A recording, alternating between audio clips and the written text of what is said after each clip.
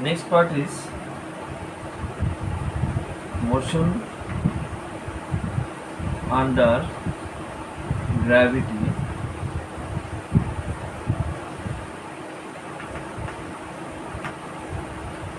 projectile motion.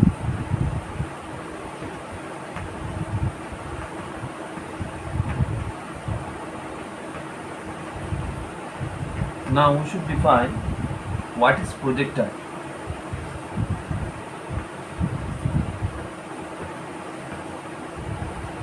If we draw two axes,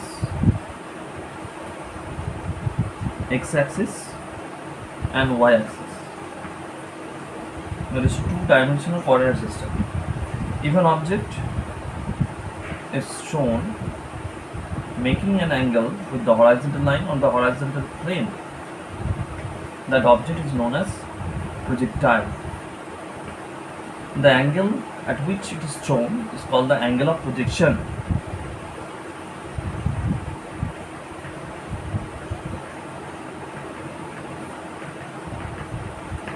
It is shown with the initial velocity u, which is known as the velocity of projectile.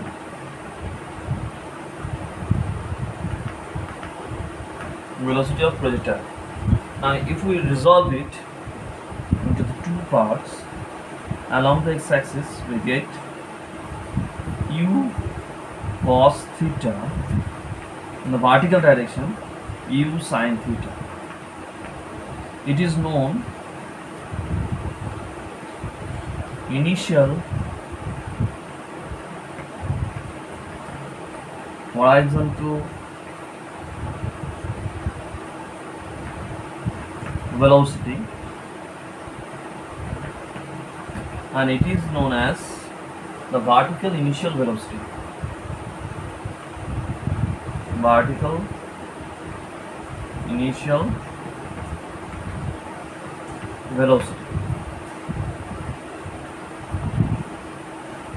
Now we'll find the equation of trajectory of a projectile.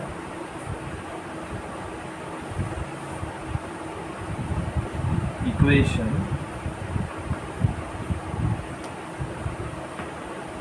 of trajectory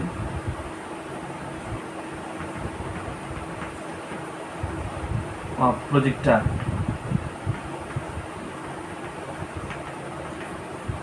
Projectile. Here we have to draw again two-dimensional coordinate system OX, OY. Let us consider that path, and the projectile is shown with the initial velocity u, and the coordinate of the point P is x, y. So here the vertical height is y and the horizontal distance is x. Let us consider it is OK. Now it is shown with the angle theta. We have horizontal component u cos theta, and that is u sin theta. Now we can write from the equation h equals to ut minus half of gt square. H is here, y equals to.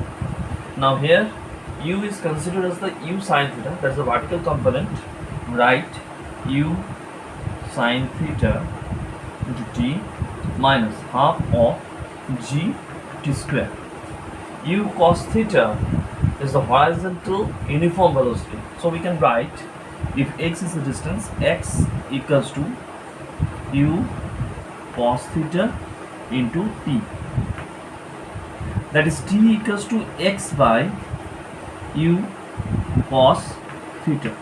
Now putting it in the previous equation, we have u sin theta into x by u cos theta minus half of g t square, uh, that is equals to x tan theta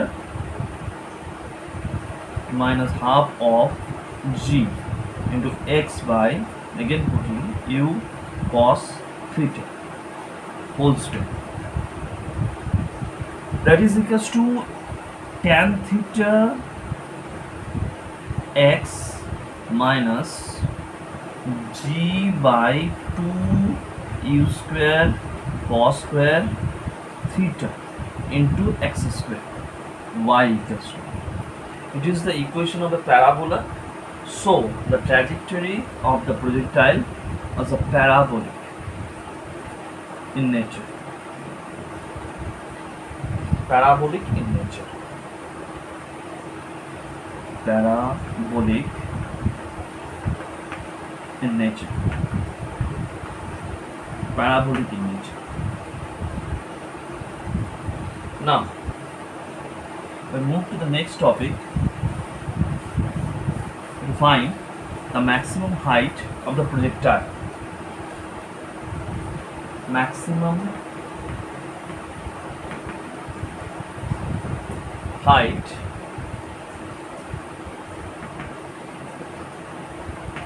of the projectile.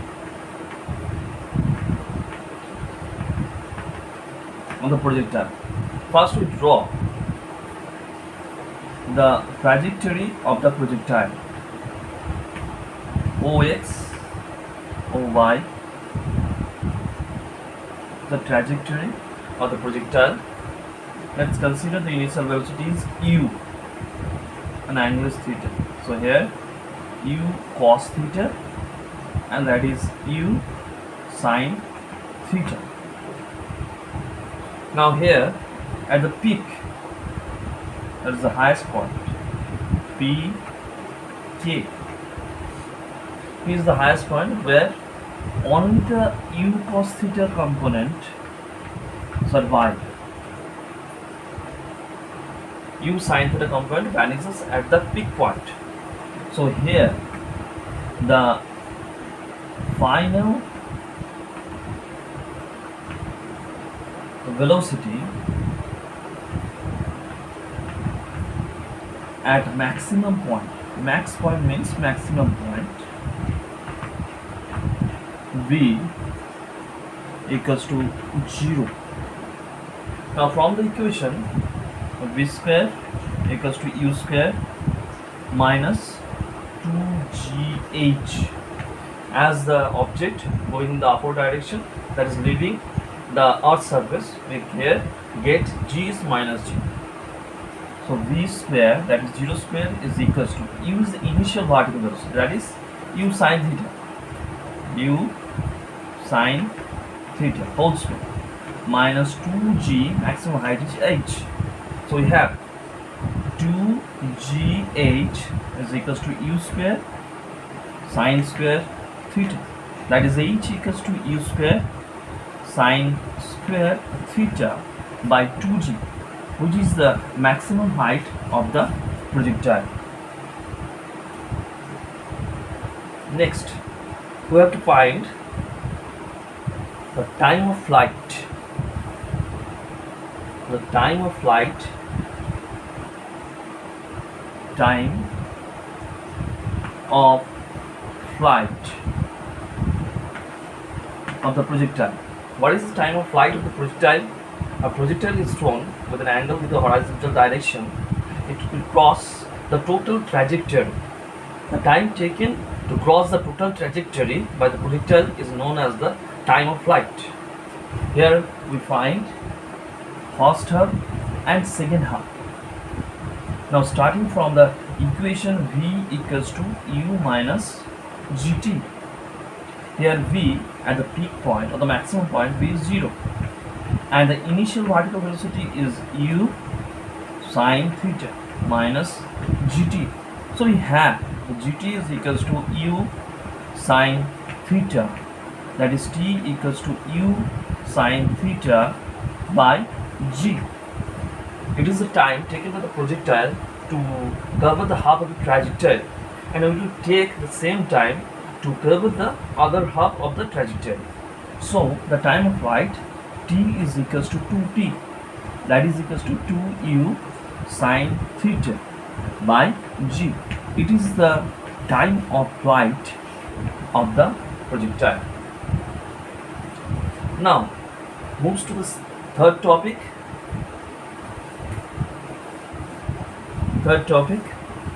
The range of the projectile. Range of the projectile. Range of the projectile. Now here we first discuss about the range of the projectile. What is the range? Covering the trajectory, it will reach at a final point. Let us consider it d. The distance of the initial point where the projectile is thrown and at which it finishes its journey, that is capital D. The distance between O and D, that is the horizontal distance. The horizontal distance of O and D is known as the range of the projectile. Now here the u is the initial velocity, u cos theta. U cos theta is the horizontal velocity and u sine theta is the vertical initial velocity. Now here u cos theta is constant velocity, it's a uniform velocity. So the distance covered, that is the OD range, is equals to r, that is equals to u cos theta into time taken, capital T, which is the time of flight. Now here putting the t equals to 2u sine theta by g, that is u cos theta into 2u sine theta by g, that is equals to u square by g 2 sine theta into cos theta, that is equals to u square by g sine of 2 theta. That is the range of the projectile. Range of the projectile. Now from here we get a concept. If two projectiles are thrown at an angle complementary to each other, prove that the range is same. So there is no change in the range. It is theta and that angle is 90 degree minus theta. Now from the equation for the first projectile, r is equals to u square by g sine of 2 theta, and for the second projectile r dashed is equals to u square by g sine of 2 into 90 degree minus theta, that is equals to u square by g sine of 180 degree minus 2 theta. That will give you the u square by g sine of 2 theta. So here the expression u square by g sine of 2 theta and the previous equation u square by g sine 2 theta is the same. So r equals to r dashed. Proved. Now move to a special topic. Special case. Special case. If an object is thrown parallel to the horizontal line with initial velocity u, then find the time of flight and the distance is covered, that is range. How to find it? If the height is given h. For this case, h equals to ut plus half of g t square, but the initial vertical velocity is 0. So h equals to half of g t square, that is t square equals to 2h by g and t equals to under root 2h by g. Now the distance covered OD is equals to r. What about it? U is the initial horizontal velocity. So we multiply u into t. So u into root under 2h by g, which is the horizontal distance covered by the projectile. This is a special case. Now let's move how to find the final velocity of a projectile on a trajectory point. Finding